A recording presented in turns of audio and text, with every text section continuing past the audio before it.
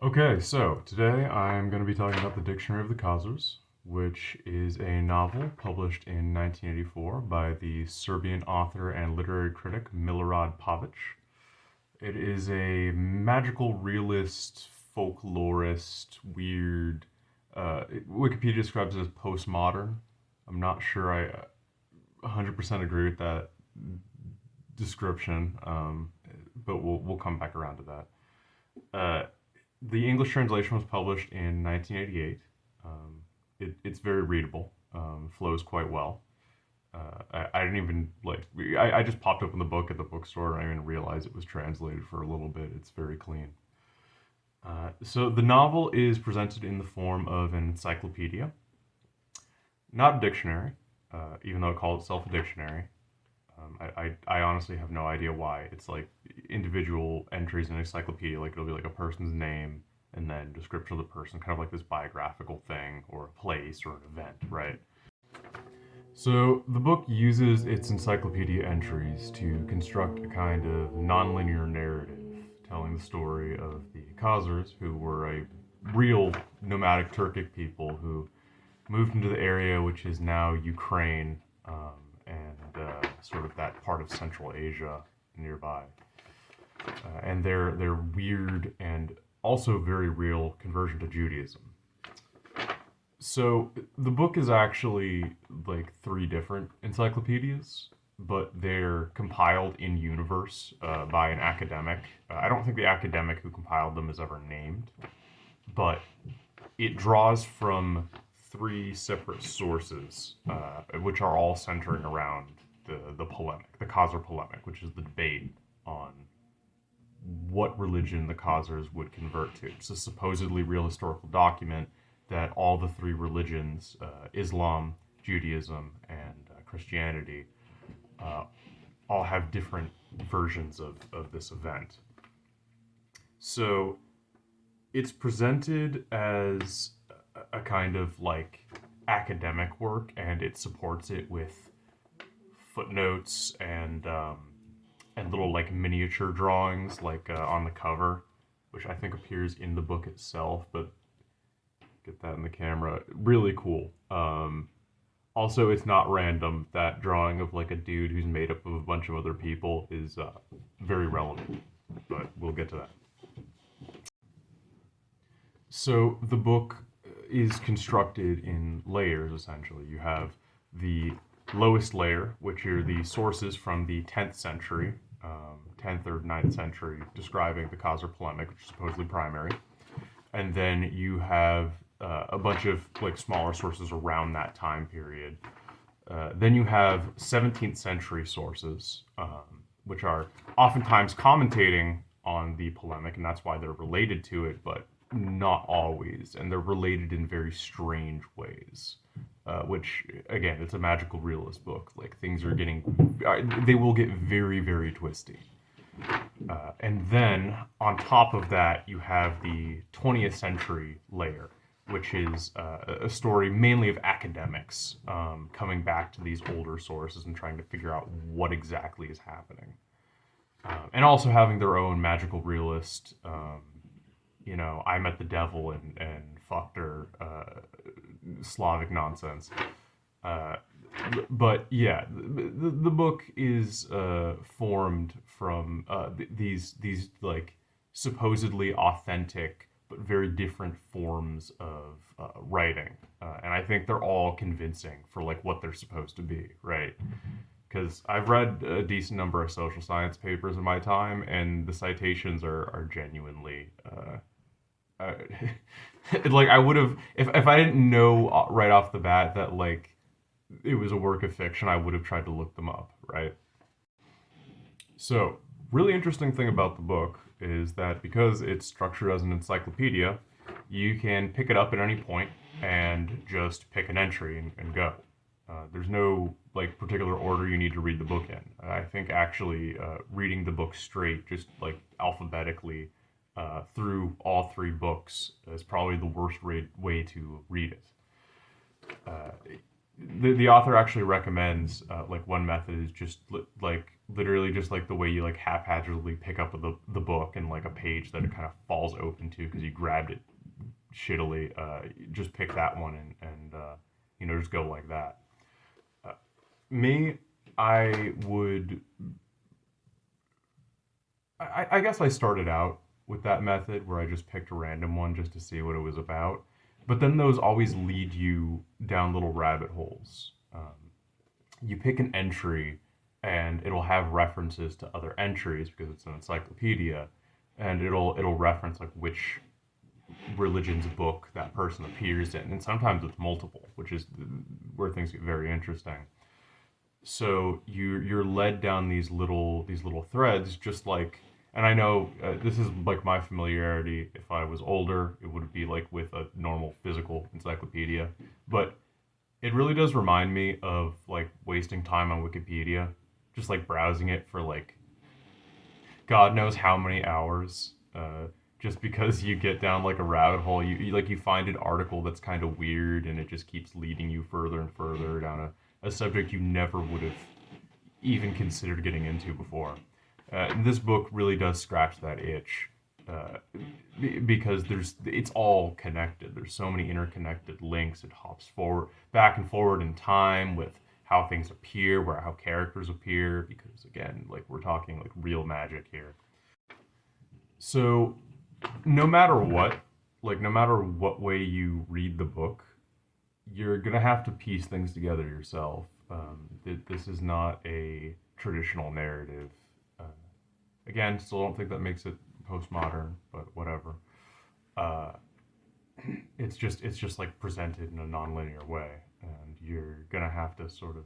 Also, it's fragmented too. Like the narrative is not, even if you were to read all the entries, it's not like there's like it's not like it's just put out of order, right? But once you've read all of it, you're like, oh, okay, I know, roughly what happens. It's you're given bits and pieces, right? Um, it's like Dark Souls flavor text. Like not everything is going to be explained to you. Not everything is going to be told to you. You're going to have to read between the lines a lot of the time. And even after reading every entry in the book, you're still probably going to be asking, because there's multiple answers given to this question, what the fuck did happen to the Khazars? And that's a really good question. So, if you're not into obscure Central Asian ethnography, then you might not have heard of the Khazars. Or maybe you have if you've seen the 4chan memes, which I'm not going to directly say the name of, but if you know, you know. So, the reason the Khazar question works so well as a subject for a magical realist novel is because the actual circumstances surrounding it, like what is accepted historical fact, are all incredibly fucking weird.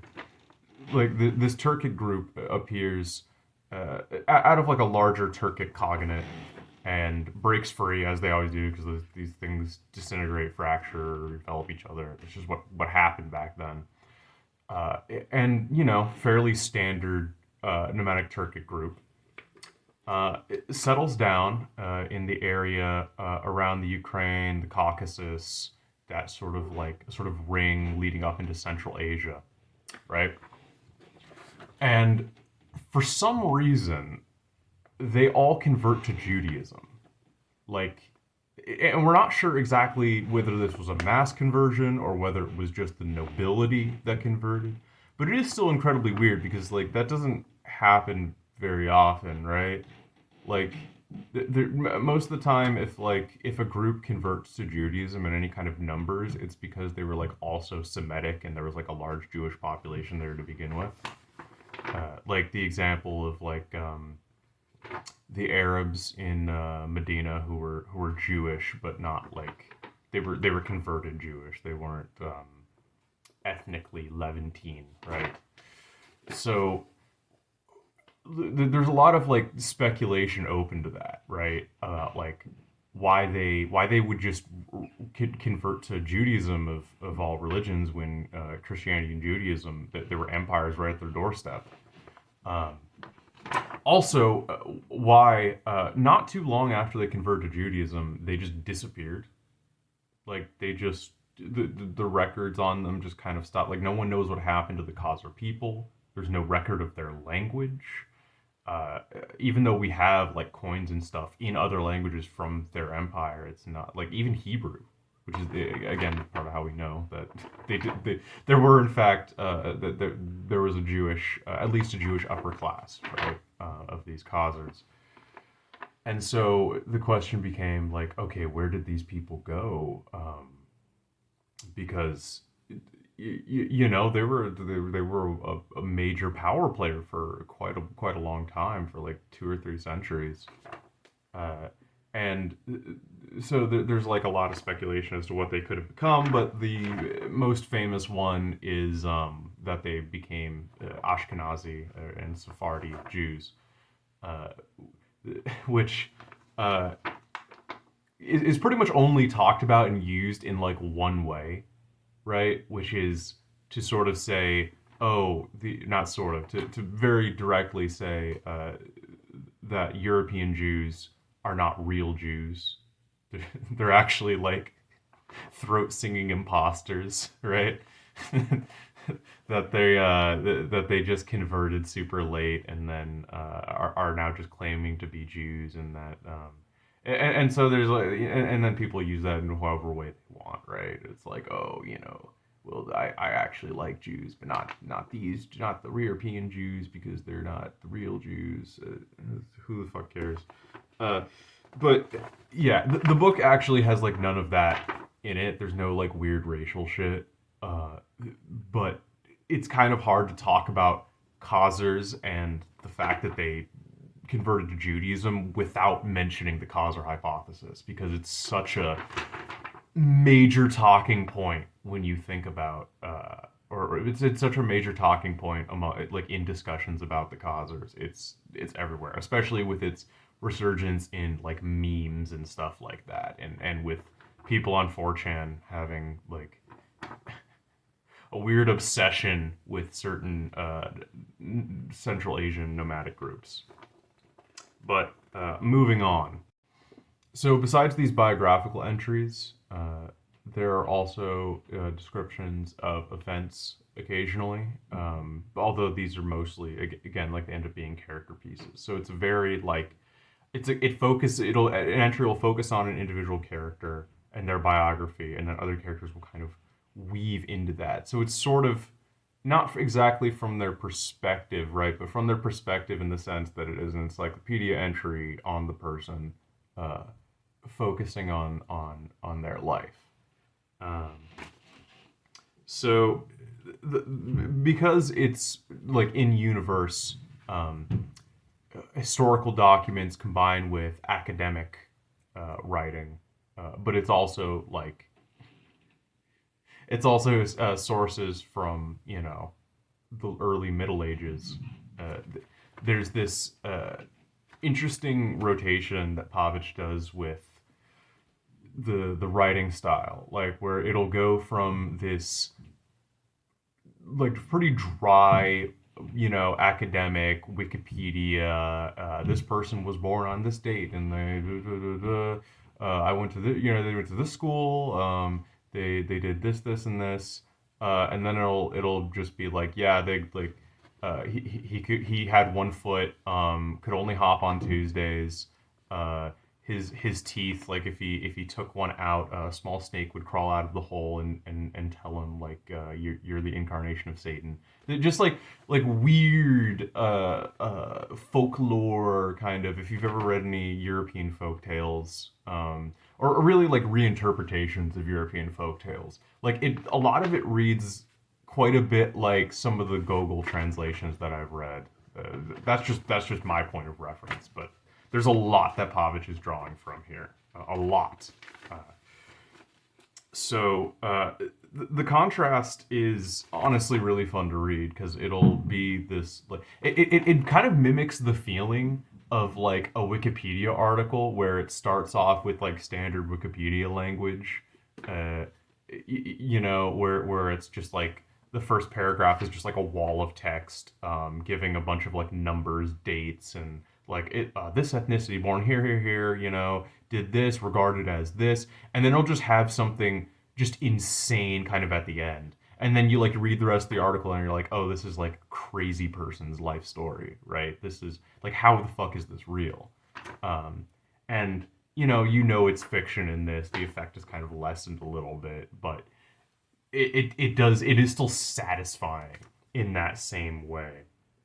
So characters and events will cross in and out of each other's entries, their respective stories, in really weird and sometimes very unexpected ways. And you'll see characters pop up, minor spoilers, you'll see characters pop up from different time periods who will appear in later ones, mainly through the method, through the medium of dreams, which are like very important to the novel. Both thematically and like literally it's the central way that like a lot of the action happens. So there's an undercurrent of a kind of like we are one perennialist philosophy, there is only one true religion, and it is all of them, sort of thing going on. And I think the characters hopping between each other's stories, kind of, like it is part of that, right? Because you'll see characters from one book source and they will appear in another book source, even if they have conflicting versions of events. They still appear in each other's stories and they still like help drive each other's stories. And so it's all interwoven. It's all connected. It's all connected, man. And the theme of like religions being interconnected is like very present in the like narrative structure, right? So besides the fact that the novel is kind of written like a dream, like the sequences, events happen more so because it thematically or symbolically makes sense, and symbolically makes sense to like a Slavic peasant from the like 10th century, right? Then due to any sort of like logical sequence, oh, this is like a rational series of events. So it is written in this dreamlike style. But beyond that, beyond the sort of like magical realist dreamscape, the world is all a dream stuff. Dreams actually play a like literal role in the story, because there's a technique which exists in universe called dream hunting. So this can be done by anyone from any religion, although it actually descends from the Khazars pagan religion, oddly enough, where you can hop into someone else's dream and discover possibly esoteric knowledge that you would not be able to get in the waking world. Although, again, it explicitly says that the two worlds are not so different, and it's the dream never really ends. But to discover that, to begin with, you have to go into dream hunting. You have to become a dream hunter. So, in the time of the polemic, the dream hunters are a sect of Khazar priests, and they have like a lot of power. The Kagan doesn't really like them in some of the sources. I think in all of the sources, the Kagan is opposed to them. And I guess it's sort of implied that's part of why he wants to convert to another religion. Because their religion just doesn't seem to be working for them in general. And it's actually a dream that motivates him to hold this debate among the Abrahamic faiths. Because he gets a dream, and at least in one source, the dream hunter priest who he has on staff cannot interpret the dream for him like in a satisfactory way, and so he wants to like, because it's God speaking to him in the dream, and so he considers it very important, and so holds this debate, and so. This divine knowledge that you collect through dreams, which, even though it descends from a pagan technique, the Abrahamic characters do it too. I think even in that same time period, there are characters who end up dream hunting, or at least utilizing dreams in a similar way.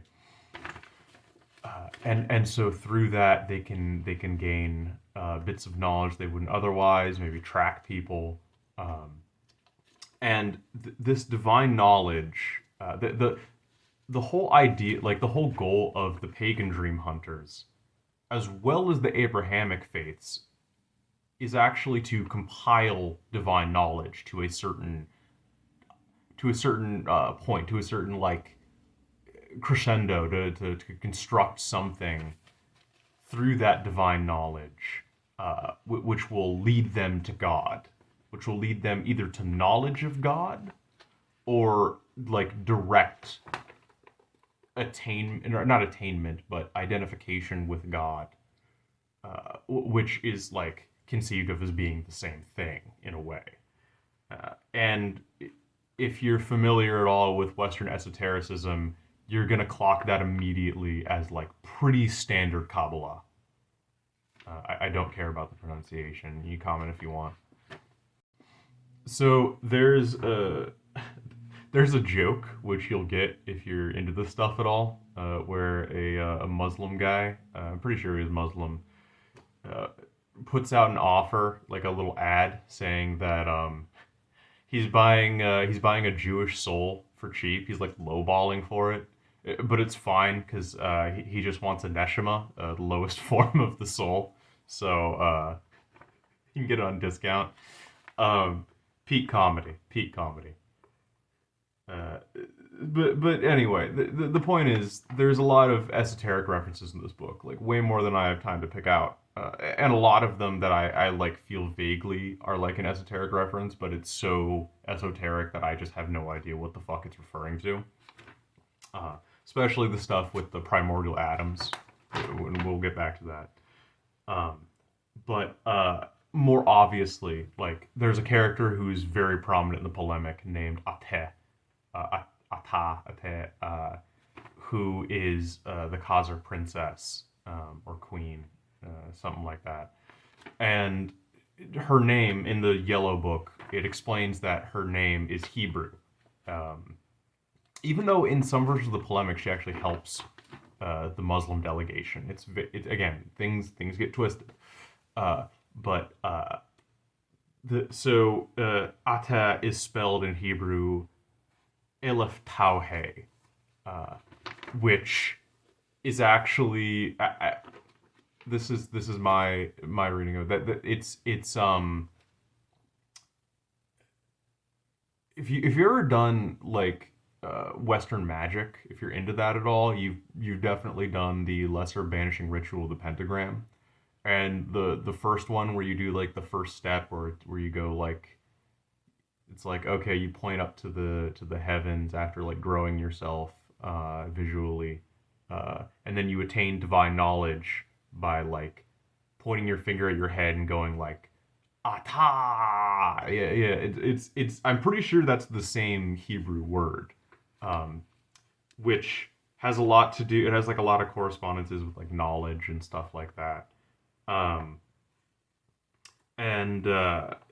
So she acts in that role in the story. She's like a compiler of knowledge. She's the original. Well, actually, I should not spoil that. But she's very important to the creation of the Khazar polemic, or of the Khazar dictionary, as it exists as a sort of like book being formed through time. That's a big thing here. Is that the book is for that it's always the dictionary of the Khazars, but it's the dictionary of the Khazars in these pieces which form a larger dictionary of the Khazars, because they all consider themselves the dictionary, right? So this is like the biggest like Kabbalistic theme in the book, which is that you are compiling knowledge to attain knowledge of God, of the divine. By compiling human knowledge specifically, you can get somewhere like beyond your like the comprehensible, right? And beyond that, you are very specifically uniting things that are separate, right? You are uniting things that seem disparate, people that seem disparate, who are from different time periods, different places, different religions, who believe ostensibly different things, but by revealing their interconnectedness, the way they cross over in strange ways, run through each other's stories, jump in and out of time, uh, even though they're from different sources, uh, by revealing the fact that they are all interconnected, you you reveal the false disconnectedness. You reveal the actual unity underlying all creation, which is pretty standard Kabbalah. Like that's why you have numerology as such a prominent theme, just a prominent technique in Kabbalah. You are revealing the true consistency between the inconsistent. Um, so, from that perspective, the dictionary itself is actually a Kabbalistic mystical technique because all of the characters in the book, spoilers here, all the characters who are actually compiling it and who are like going through like the dream hunting process, right, are very specifically trying to create a compilation of knowledge, which is on the Khazars, but also on other topics that will lead them to knowledge of the divine, even though there's only a couple characters that are actually Jewish, right? Uh, so, like for example, there's a Christian character who speaks to a 1,000-year-old Khazar woman in a dream, who tells him about the whereabouts of a Jewish guy who's it lives in a totally different part of the world, who's also running through dreams, trying to do the exact same thing. But to do that same thing, the other guy kind of needs to fuck with the Jewish guy, and so it's this very interesting like weaving in and out that the book actually uses to sort of make its theme as like literal as possible, right? So the Kabbalistic theme of divine compilation through scholarship being manifest in the book structure itself is, of course, very, very cool, right? It's really cool that he pulled that off. Uh, but the form that this compiled information takes in universe is something that left me not stumped, but in need of further research and explanation. This is getting a little outside my pay grade. So the reason that the characters are compiling the information, or at least in the like explicitly in the Muslim and Jewish sources, is to construct not just like a single book that will lead them to God, right, or even just like knowledge more in the abstract, but that the compilation of human knowledge will actually form a divine body, a divine entity, the primordial atom, which exists in two separate versions. There's the Adam Kadmon, which is the Jewish one, and the Adam Ruhani, which is the Muslim one. Although, from my like very basic research, it seems like Adam Ruhani is not a concept existing in any sort of mainstream Islam, even like mainstream Sufism, right? It seems to be like mainly a like very obscure Ismaili Shia mystical thing. So both of these are pretty obscure. Adam Kadmon is a Jewish and Gnostic concept, which is like working off of that one verse in Genesis where God, like using the royal we, or is it royal we? Ooh, saying that like we created Adam in our image, right? And so the idea being that like, well, God can't have like the God like the God of like the one, right? Can't like just be like a dude floating in space, right? But maybe there's a reflection of him that is, uh, and that's the cosmic primordial Adam, the Adam Kadmon, of who Adam is merely a reflection of, and thus we are merely a reflection of, just like his like a kabbalistic like emanation from Adam Kadmon.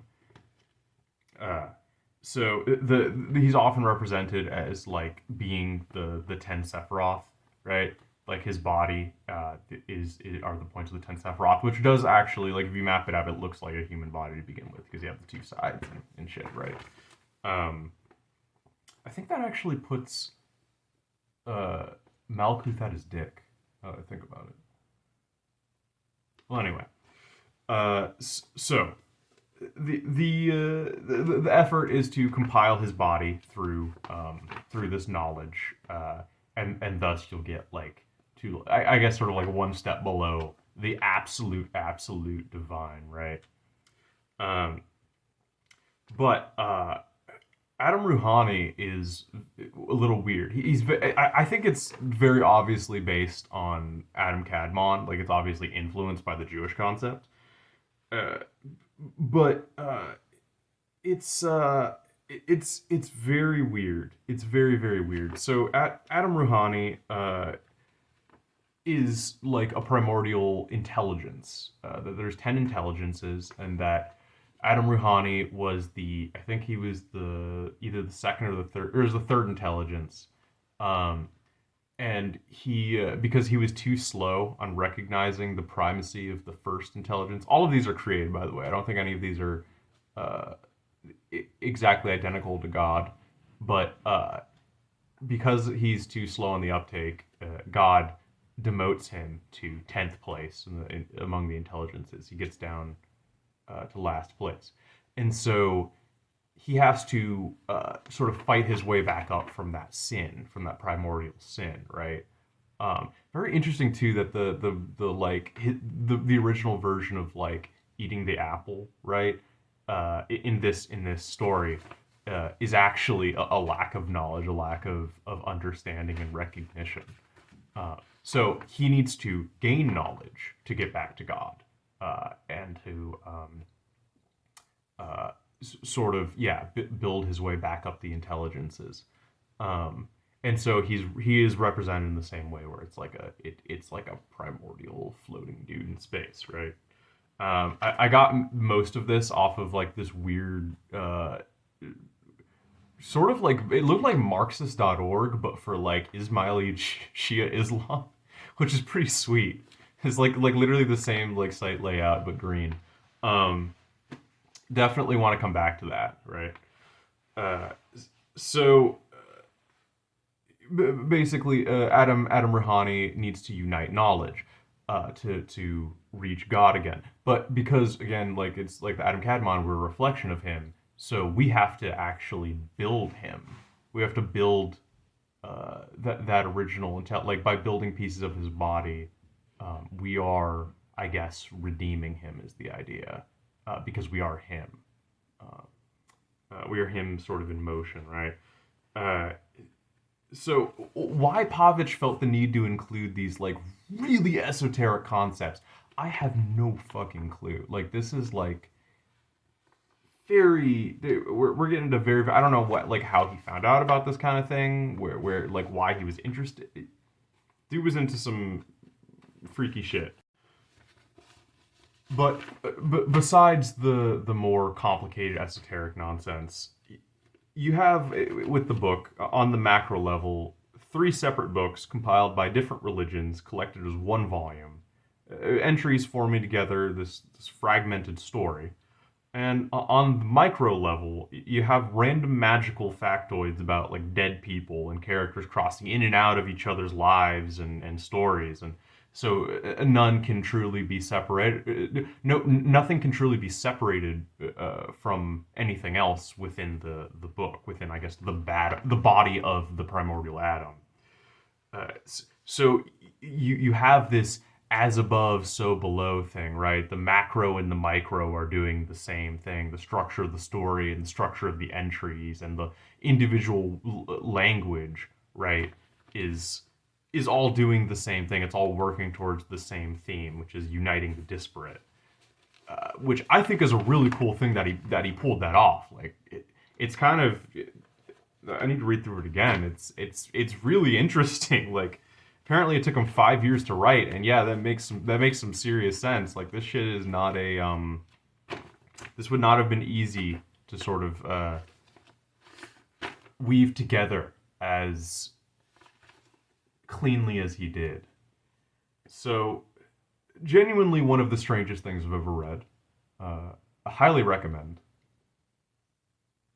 Yeah. If there's one thing you can never accuse this book of, it's unoriginality. All right, signing off.